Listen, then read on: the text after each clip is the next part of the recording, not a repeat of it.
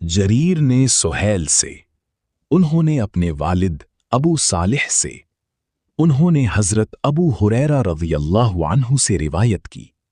कहा, नबी सल्लल्लाहु अलैहि वसल्लम ने फरमाया, उस शख्स की नाक खाक आलूद हो गई, फिर उसकी नाक खाक आलूद हो गई, फिर उसकी नाक खाक आलूद हो गई।